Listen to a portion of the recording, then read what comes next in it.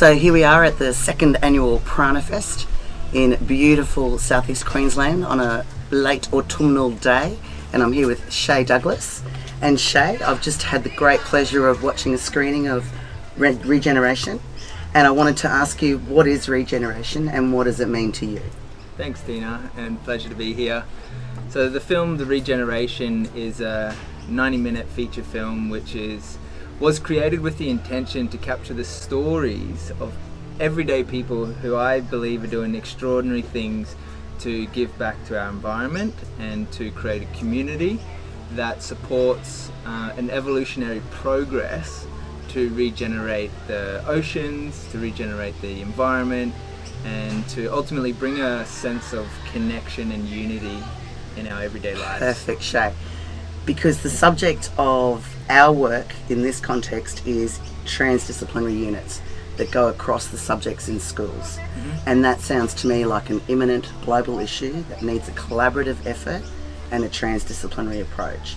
So I'm wondering, what kind of themes do you see that emerge when you consider how you put the piece together and what you want it to mean to your audience? Absolutely. I think it's so important to look at the multidisciplinary approach because even in the film there's so much diversity, and even when we look at the marine conservation and science approach to planning out the coral nurseries that the foundation implemented could be looked at through multiple lenses, as well as when we were collecting a lot of plastic off the beach, we were actually measuring how much plastic was collected. So we were taking weight, taking recordings, which could be seen from a scientific approach. And maths. And maths, of course. Awesome. Yeah, and then, even more so when we were even documenting a lot of the journeys when we were going out and doing landscape readings to implement a design system for planting out the trees.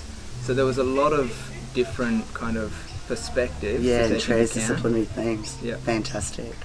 So the other thing, I know you've had a strong influence and you like to have a presence in schools as well. Yep. So we want to look at from an early years right through to late secondary and even other contexts in terms of education. So I can start to think of themes that could come out of watching even snippets of your production. Yep. For an early years class, for example, and maybe that could lead to some permaculture or a community garden. Yep. What other sort of legacy would you like to see from your work? I love it. That's a great question. And I mean, one of the stories in the film, actually, we went to one of the local schools in Far North Queensland and we got the kids together and implemented a garden, like you said. And that was the best, most fulfilling and meaningful thing that we were doing, was being the example for the next generation of children and having so much fun doing that process. It was like they were bringing so much energy to it, which made us like more enthusiastic and passionate about it. Perfect. And they were seeing, our enthusiasm for doing this was also, taken on board, and they could see that there was value in the simple things in life. Awesome. So I'm going to leave us with this message about the future generations needing us to be the regeneration. Exactly. We're talking about collaboration, interdisciplinary approach, global context, and all working together. Exactly. Thank right. you, Shay. Thank you too, Tina. See you next Thanks, time. everyone. Beautiful. All of life is energy. The sun's light allows plants to grow, fruit to ripen, and coral to spawn. Humans have the ability to harness the flow of nature. But in today's world, are humans truly honouring the ecosystems of our planet? We're in the midst of an evolutionary upheaval at this moment. We are deep into, now I'm not saying flirting with, I'm saying we're deep into the sixth mass extinction of life on this planet. 5 times in the history of this planet, life was thriving, and then some cataclysmic event ends up wiping out up to 90% of life. A lot of it has to do with corporate control of media, and that their interest in petroleum and coal is actually destroying the environment. And so you really didn't hear a lot about it until recently, because now it's critical. We're looking at the last chapter of life on Earth with our current course of action. Nature is not designed for raping and violation. It's no measure of good health. to function properly in an insane society. That is really what Western society currently is. It's a socially engineered, constructed matrix. I think we're all walking around lonely as hell. There's so much greatness that can still come. We're in a process of redefining everything. What do we truly value? What do I value as an individual? Everyone's got a part to play, and I truly believe that everybody's doing their part because everything we do has an impact.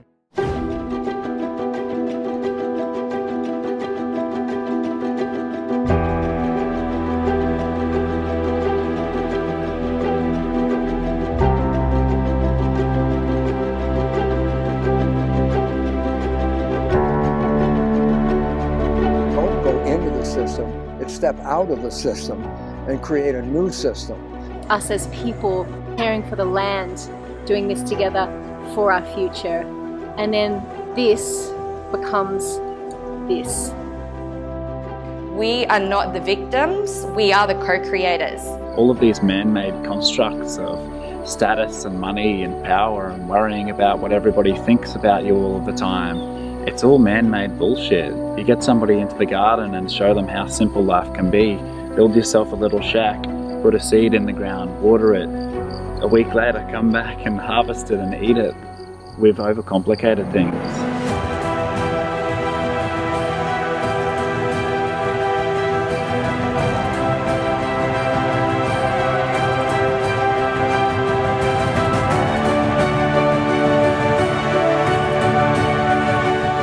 Keep up with the habits, keep up with the awareness, and keep up with the learning, because the tide will turn. An enlightened planet would be tantamount to living a heaven on earth experience, a honeymoon experience as people fall in love. And when they fall in love, how much they appreciate everything in their world around them. I say let's evolve, but let's evolve healthily and happily and harmoniously. Oh, happy, healthy, harmoniously.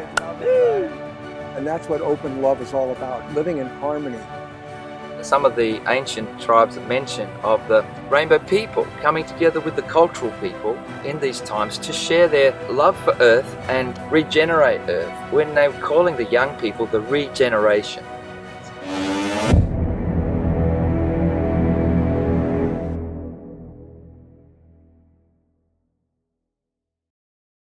The future holds a lot of potential for millennials because the future is we have to return to be gardeners, and all the new technologies that will manifest to how can we clean up the air, the water, the land, take care of the people.